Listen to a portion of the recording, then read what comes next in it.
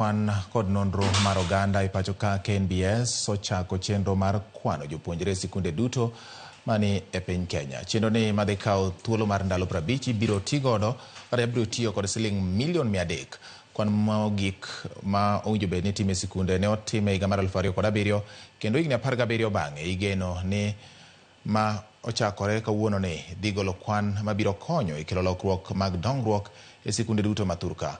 Okwa officers duto mag somo e counties mondo mi oti kanyakla e neno ni okaw kwan mag gik moko duto madwarore e sikunde go.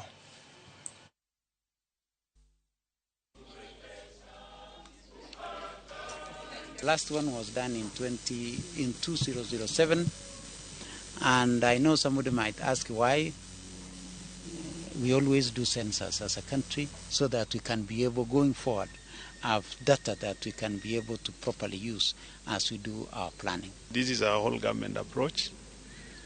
This exercise is being conducted in 47 counties, about 80,000 schools, like the PS has mentioned.